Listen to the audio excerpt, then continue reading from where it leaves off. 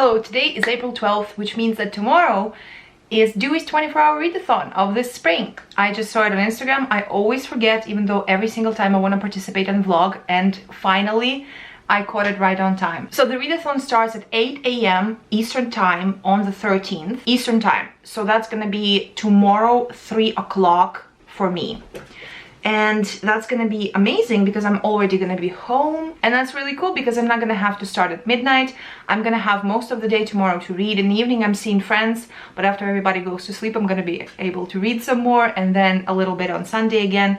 I have a few books in the post right now. I wasn't able to pick them up today because I forgot about the closing time of the post office, but there are a few poetry books there that I can add to my TBR for the readathon because they're going to be easy and quick to read. And what I'm also going to read is Less by Andrew Sean Greer. This is the book that my characters are reading in the book club of doom. If you've seen my shorts where I have people in a book club, and this is the first book they're reading. I already started it. I read 6 pages today, so I'm going to leave this until tomorrow, and then I'm gonna read this tomorrow for the readathon. I'm gonna do a few poetry books maybe, and I also wanted to read tome 2 of Monstrous, but the thing is I can't find it. It's somewhere in the apartment, somewhere under a mountain of books just buried, and I can't find it. I doubt that I'm gonna be able to finish a whole book tomorrow because I'm gonna be busy, and I don't even know if I'm gonna be able to vlog at all or post this vlog. What this mess is gonna be, we will see. Are you gonna help me? She wants to participate too. I'll see you tomorrow at 3. Hello, good morning. Can you hear the birds chirping and singing? It is the 13th. It is 11:53 here in Kyiv, Ukraine, which means that in 3 hours, Dewey's 24-hour readathon officially starts. And I'm thinking that I'm gonna give myself a head start. It's actually kind of a funny story, even though like my ADHD is gonna make me tell it in 100 sentences now, and it's gonna be boring, and you're gonna leave the video anyway. Sorry. Anyway, I thought it started at midnight of every different time zone, and I commented that on Dewey's post on Instagram, and Dewey responded saying, oh, giving yourself a head start, nice. And then I was like, wait, what? Why a head start? I looked at the rules and I realized that it's actually not at midnight everywhere, but at 8 p.m. EST specifically, and you have to apply that to your specific time zone. So that is 3 p.m. for me here in Kyiv in 3 hours. Anyway, that's the story. I don't know, was it funny? Because it was funny in my head and it was funny when it was happening to me, but now that I'm telling it, I feel like that's like when you're trying to tell someone a dream. It was very interesting while you were dreaming it, but then when you try to tell it, it's boring. Why am I still talking? Anyway, I just came from the post office and I got The Man Who Died Twice by Richard Osman. This is the 3rd one in the Thursday Murder Club, and I only read the first one, so now I need the second one. Why do I... I recently found out that ADHD actually makes you incapable of telling anything succinctly, like long story short is not for you or anything like that. You know, you can't be... Look at me, I already explained.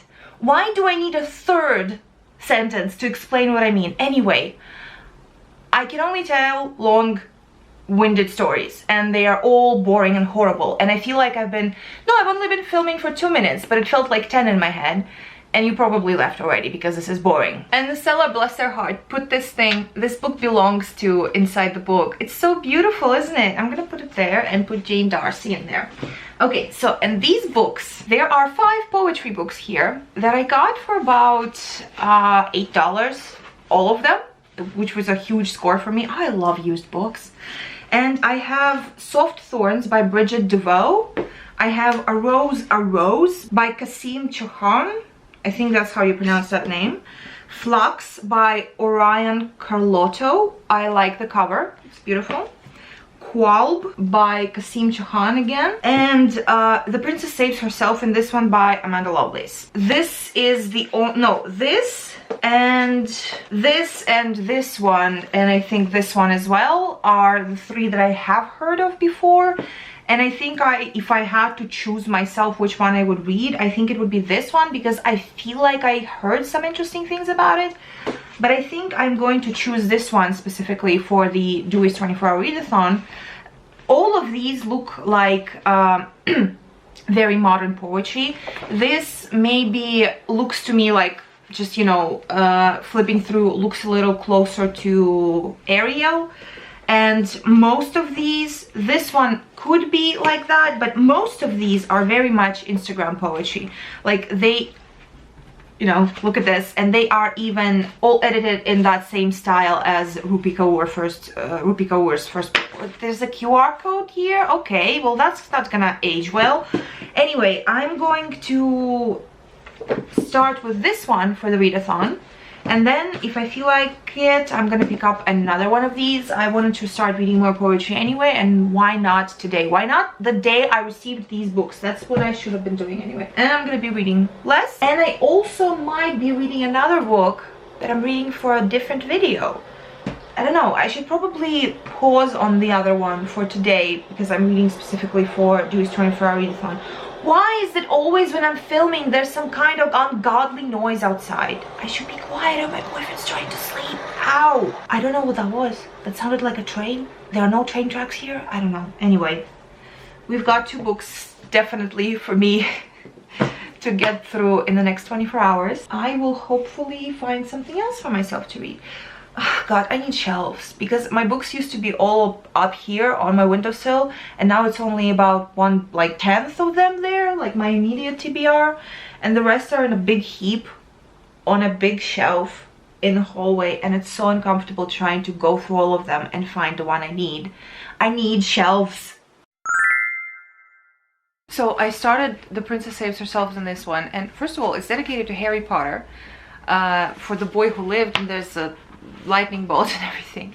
The second thing that I noticed that immediately annoyed me was that the trigger warning list is framed as a poem as well.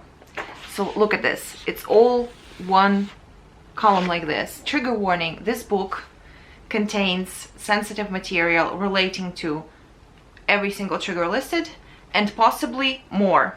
Remember to practice self-care before, during, and after reading. This did not need to be a poem. But then on page 11, I think I found something interesting. Listen to this. The queen struck out. My mother smiled as she offered a cube of sugar in her upturned palm. Greedily I accepted. I reached inside my mouth, delicately placing one, just one, on the center of my tongue, and I clamped down. Salt. That is what abuse is, knowing you are going to get salt, but still hoping for sugar for 19 years. And then I guess this is the name of the poem, which is at the bottom of the page, which is like the fashion thing to do with these books. You may be gone, but I still have a stomachache. So it actually has kind of a cadence to it, doesn't it? Upturned palm, placing one, just one, tongue clamped down. But then the last stanza, that is what abuse is, knowing you are going to get salt, but still hoping for sugar for 19 years. Period. Like, for 19 years long. Okay? And it's better. Oh, I don't know. I feel like I'm being mean. I'm trying to edit this poem that was published. Someone thought it was good enough to publish, and I'm sitting here on my couch thinking I can edit it. But I just feel like maybe it is actually good, but if it was a little bit more polishing. Let's keep reading.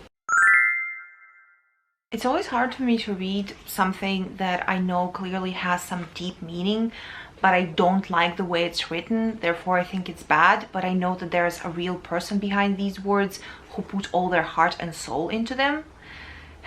This conversation starts every single time I read modern poetry, because through all of these poems I can see a lonely girl who was bullied for being fat and who had a very abusive, complicated relationship with her mother, and I can very, very much relate to all of that.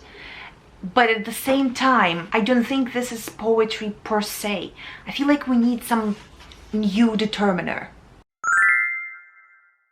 It is 2020 right now. We're 5 hours into the readathon and I'm almost done with The Princess Saves Herself in this one.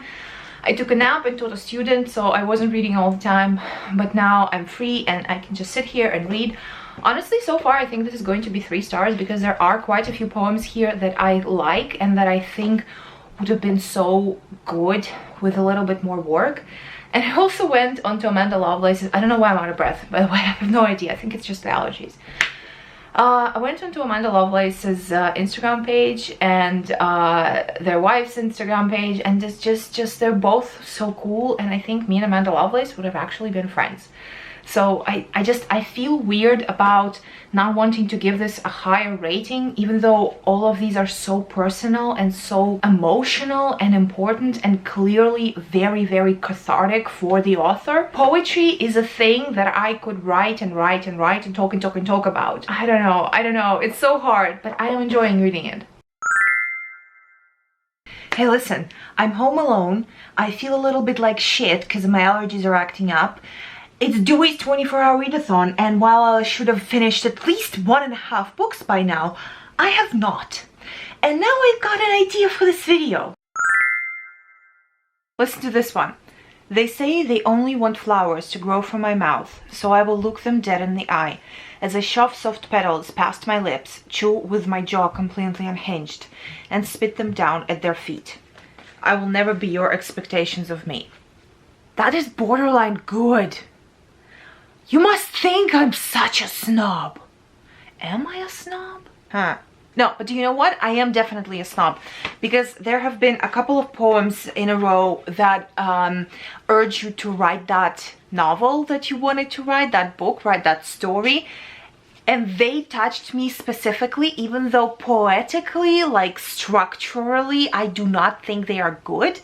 But because I can share an emotion with them specifically, this immediately made me want to raise the rating of this book from like 3.5 to 3.75. And I think that is exactly how, well, that's not rocket science. I'm not like inventing anything here, but that's just for me, for my own understanding, because I'm on this journey of understanding poetry better.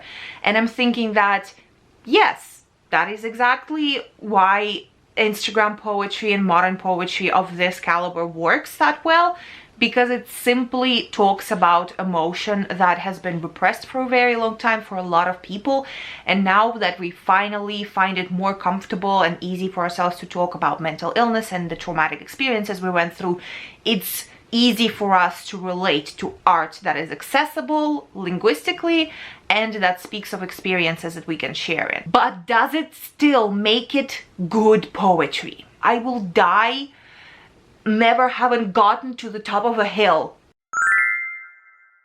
Okay, fine, 3.75. I enjoyed it. There were quite a few good ones, like borderline very good ones, a lot of really emotional ones, and I think that I would genuinely pick up other collections by Amanda Lovelace, and there are quite a few, so I'm going to look out for them. And I think that now I'm going to pick up another poetry collection, because I try to read less, but I cannot concentrate on prose for the life of me right now.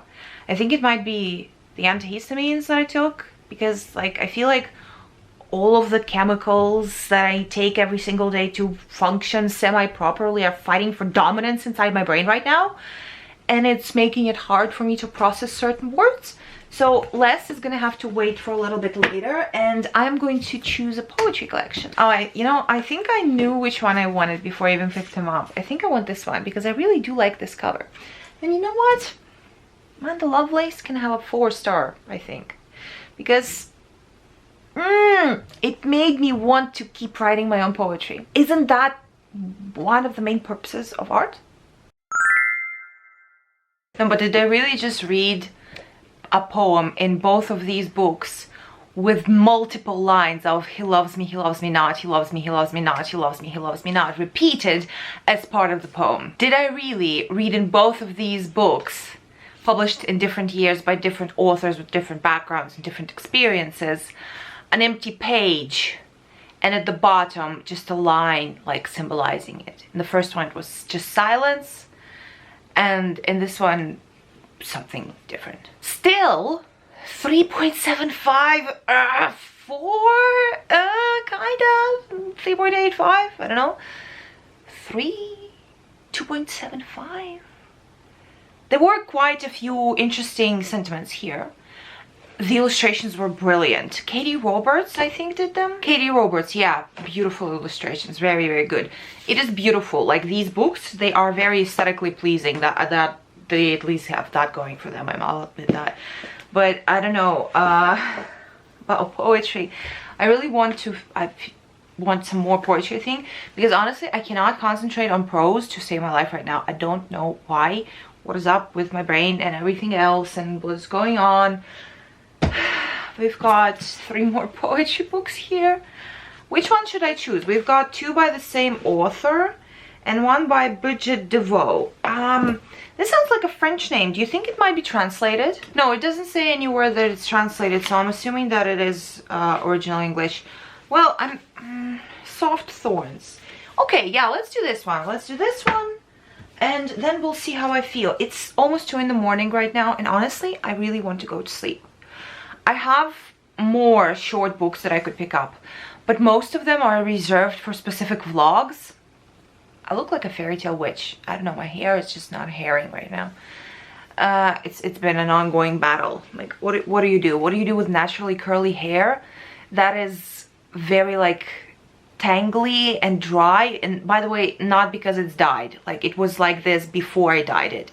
And I don't dye it myself. I go to a professional colorist, and she's very, very good. And my hair actually is, like, better now that she dyes it, when I know all the things that I need to do to it. But the texture battle is still awful, and I want to find a specialist who's going to help me. Why am I talking about this? This doesn't matter. I'm gonna read Soft Thorns. As I was saying, I have a bunch of short books that I could pick up, but they are for specific readathons, for specific videos reserved. I have them reserved for specific videos, yes. And because I don't have proper shelves right now, all of my books, like most of my books, are piled in a big heap in multiple layers, and it's so hard to go through them to find something specific. I don't know. I'm gonna go and read this in bed.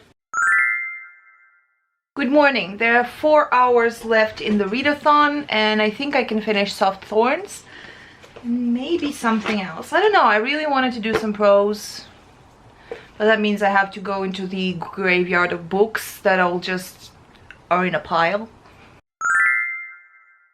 Dear God, why is it so hot in April that I have to look like this? Dewey's 24-hour readathon is over. It was over today at 3, but I did not have the energy to film because I needed a nap desperately. That nap got into my reading time a little bit, and I didn't read as much as I wanted to because I was so tired all the time and I had so much other stuff to do. But I did knock out 2 poetry books, which is great because I would have put these off forever until I could do another one of my pastry and poetry series. 4 stars, 3 stars, I'm thinking, like 2.75 maybe. Both of these are beautiful though, you know, visually. Love them. I did not start Soft Thorns. I am going to keep reading it now. I did read, however, a little bit of less, enjoying it, but I only started, and this is for a video as well. I did start Heroes by Stephen Fry. I read a little bit and then I listened to a little bit of the audiobook. I read about 40 pages of this and just, I love it so much. I listened to a little bit of the audiobook, and Stephen Fry's voice is just a perfect lullaby and a perfect storytelling voice, and just baby, I know your food is being prepared right now in the kitchen. We need to wait a little bit. She's hungry. And I also read about 50 pages of Elizabeth Finch, which cemented my love for Julian Barnes. I think that this readathon was a success because I've been putting off both of these books for a very long time, and I actually started them, which means that now I'm going to obsessively finish them in the next few days. I read 2 poetry collections and I vlogged a little bit. Honestly, I'm gonna sit down and edit right now, and I don't know if this vlog is even interesting enough to post.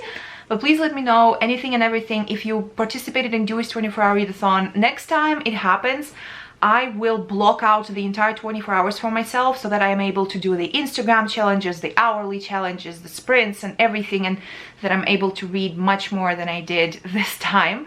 So I'm hoping that next time this vlog is going to be much more interesting for you. Please let me know what you read in these 24 hours. Also like, comment and subscribe if you want to support my little channel. Thank you so much. I'll see you next time. Slava Ukraini!